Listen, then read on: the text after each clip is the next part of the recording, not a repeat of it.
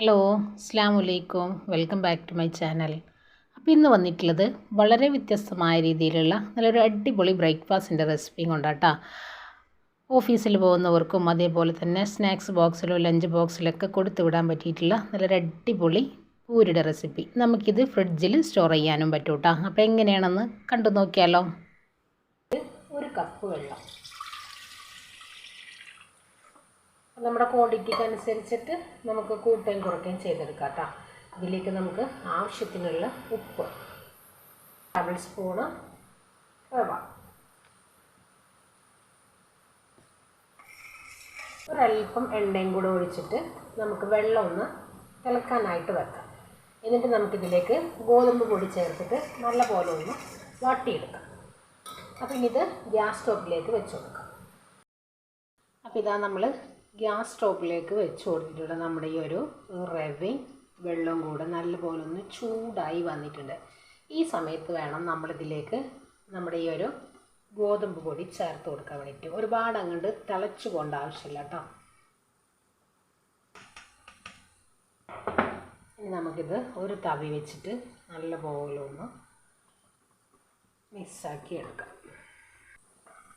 നല്ലപോലെ ഒന്ന് കുഴച്ച് എടുക്കാം. ഒരു വലിയ പരന്ന പാത്രത്തിലേക്ക് മാറ്റി കൊടുത്തിട്ടുണ്ട്. നല്ല ചൂടാണ്. ഒരല്പം എണ്ണ നമ്മളിതിലേക്കൊന്ന് കയ്യിലൊന്ന് പുരട്ടി ഒന്ന് കുഴച്ചെടുക്കാം.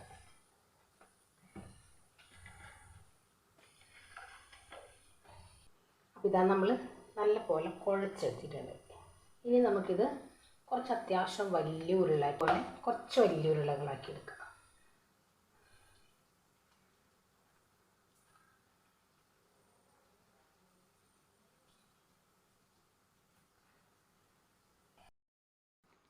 ഇനി നമുക്കിതാ ഓരോ ഉരുളകളാക്കിയിട്ട് നമുക്ക് ഒന്ന് പരത്തി വെട്ടിയെടുക്കാം പ്രസ്സിൽ വെച്ച്.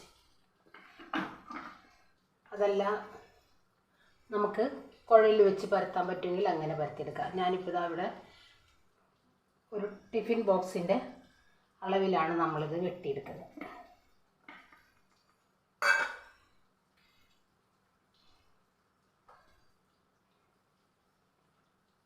ഈ ഒരു രീതിക്ക് നമുക്ക് വെട്ടിയെടുക്കാം. നമുക്ക് ഇതേപോലെ ഒരല്പം പൊടിയൊന്ന് തൂവി കൊടുക്കാം. ഒരല്പം മൈദപ്പൊടിയോ ഗോതമ്പ് പൊടിയോ ഒന്ന് തൂവിയിട്ട് നമുക്കൊന്ന് ഒരു പ്ലേറ്റിലോട്ടൊന്ന് മാറ്റി കൊടുക്കാം. അപ്പോൾ ഇതാ നമ്മൾ എല്ലാം ഒന്ന് പരത്തി കണ്ടില്ലേ, ഒരല്പം പൊടി തട്ടി വെച്ചിട്ടുണ്ട്. ഇനി നമുക്കിത് ഇതുപോലെ എല്ലാ തട്ടിലും നമുക്കൊന്ന് വെച്ച് കൊടുക്കാം, ഒട്ടാതിരിക്കാൻ വേണ്ടിയിട്ട് ഇതേപോലെ വെച്ച് കൊടുക്കാം.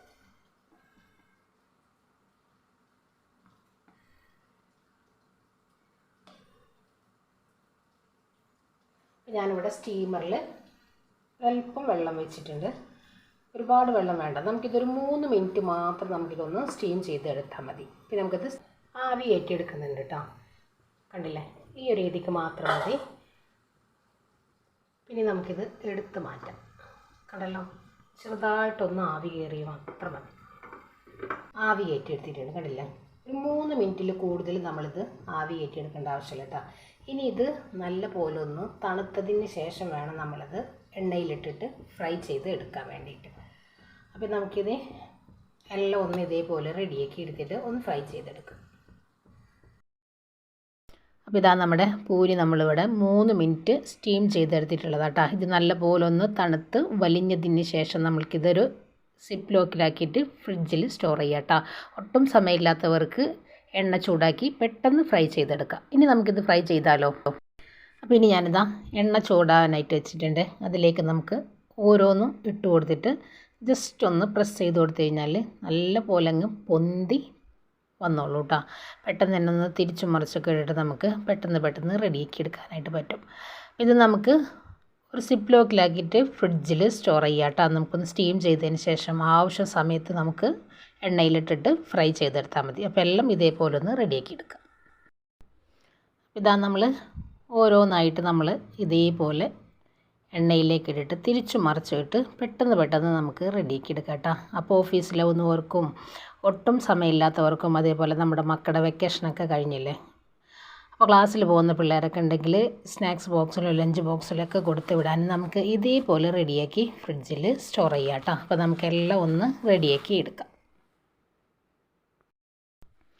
അപ്പോൾ ഇതാ നമ്മുടെ പൂരി നമ്മളിവിടെ റെഡിയാക്കി എടുത്തിട്ടുണ്ട് കേട്ടോ. അപ്പോൾ നമുക്ക് സമയമില്ലാത്തവർക്കൊക്കെ പെട്ടെന്ന് റെഡിയാക്കി ഫ്രിഡ്ജിൽ സ്റ്റോർ ചെയ്യാനായിട്ട് പറ്റിയിട്ടുള്ള രീതിയിലാണ് നമ്മൾ ഈ ഒരു ഐറ്റം റെഡിയാക്കി എടുത്തിട്ടുള്ളത് കേട്ടോ. അപ്പോൾ നമുക്ക് ഒഴിവ് ദിവസങ്ങളിലൊക്കെ ഇതേപോലെ റെഡിയാക്കി ഒരു സിപ്ലോ കവറിലാക്കി നമുക്ക് ഈ ഒരു പൂരി സൂക്ഷിച്ച് വെക്കാം കേട്ടോ. അപ്പോൾ എല്ലാവർക്കും നമ്മുടെ വീഡിയോസ് ഇഷ്ടമാണെന്ന് വിശ്വസിക്കുകയാണ്. അപ്പോൾ എല്ലാവരും ഒന്ന് ട്രൈ ചെയ്ത് നോക്കുക, ഫീഡ്ബാക്കും കൂടെ അറിയിക്കാം കേട്ടോ. അപ്പോൾ ഇൻഷാ അല്ലാഹ് നാളെ മറ്റൊരു വീഡിയോ കാണുന്നവരെ അസ്സലാമു അലൈക്കും.